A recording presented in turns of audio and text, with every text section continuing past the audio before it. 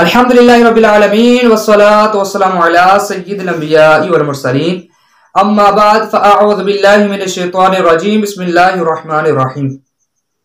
अस्सलामु अलैकुम रहमतुल्लाहि व बरकातुहू। उम्मीद है कि आप खैरियत से होंगे। अल्हम्दुलिल्लाह एक बार फिर एक नई वीडियो के साथ आपकी खिदमत में हाजिर हैं। तो आज की इस वीडियो में हम गुस्ल के बारे में बात करेंगे कि जिसका जानना बहुत ही जरूरी है।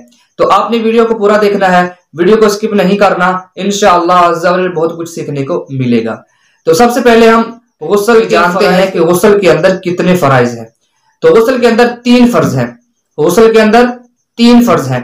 पहला फर्ज यह है कि कुल्ली करना, पहला फर्ज कुल्ली करना, और दूसरा फर्ज यह है कि नाक में पानी चढ़ाना, और तीसरा फर्ज यह है कि तमाम ज़ाहरी बदन पर एक बार पानी बहाना। तो ये थे गुस्ल के 3 फर्ज। पहला फर्ज कुल्ली करना।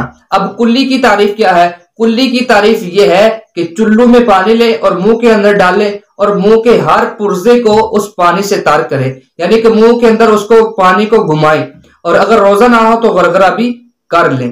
और दूसरा फर्ज ये था कि नाक में पानी चढ़ाना। अब नाक में पानी किस तरह चढ़ाना है? इस तरह नहीं करना कि थोड़ा सा पानी लिया, नाक के अंदर लगाया तो छोड़ दिया, नहीं, इस तरह नहीं करना, बल्कि चुल्लू में पानी लेना है और नाक के अंदर डालना है और नाक की जो कच्ची हड्डी है यहां तक पानी को खींचना है। तो तीसरा फर्ज यह है कि तमाम ज़ाहरी बदन पर पानी बहाना।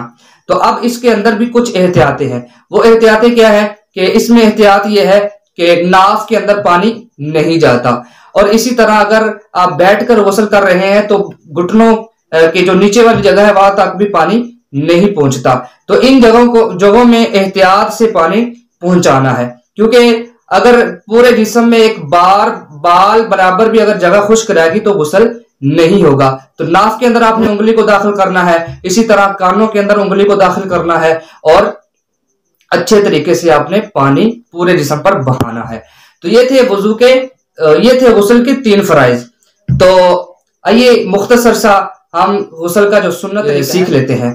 तो सबसे पहले आपने दिल ही दिल में नियत करनी है। अब यहाँ पर क्या होता है, दिल ही दिल में नहीं बल्कि जुबान से नियत अल्फाज किए जाते हैं। बाज लोग कलमा भी पढ़ लेते हैं।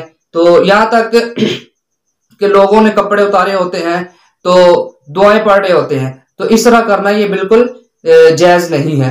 तो दिल ही दिल में नियत करनी है। नियत क्या करनी है कि मैं पाकी हासिल करने के लिए गुस्ल कर रहा हूं, पाकी हासिल करने के लिए गुस्ल कर रहा हूं। तो उसके बाद आपने दोनों हाथों को पांचों तक धोना है 3 बार। तो फिर नजासत वाली जगह को धोना है, खा नजासत हो या ना हो। तो फिर अगर जिस्म के किसी भी हिस्से पर अगर नजासत लगी है तो पहले उस नजासत को आपने दूर करना है। तो फिर उसके बाद जिस तरह नमाज के अंदर वुजू किया जाता है इसी तरह आपने वुजू करना है। जिस तरह नमाज के अंदर वुजू किया जाता है इसी तरह वुजू करना है। तो इसमें ख्याल ये रखना है कि पाँव नहीं धोने, पाँव नहीं धोने। इस सूरत में कि अगर आप खड़े होकर गुस्ल कर रहे हैं, अगर आप बैठकर गुस्ल कर रहे हैं तो इस सूरत में आपने पाँव धो लेने हैं, ठीक है जी। और फिर उसके बाद क्या करना है, फिर उसके बाद सीधे कांधे पर आपने 3 बार पानी बहाना है।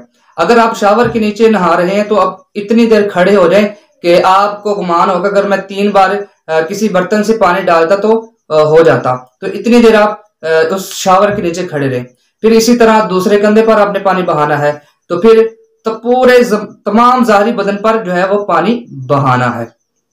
तो अब इसमें यह ख्याल रखना है कि कोई भी जगह जो है ना वो खुश्क ना रहे, क्योंकि मोमिन के लिए सबसे जो मेन चीज है, अगर कोई मोमिन अल्लाह की इबादत का इरादा करता है तो उसके लिए जरूरी है कि वो पाक हो, उसके लिए तहारत का होना जरूरी है। तो इन चीजों को आपने बहुत ही अच्छे तरीके से इसका ख्याल रखना है।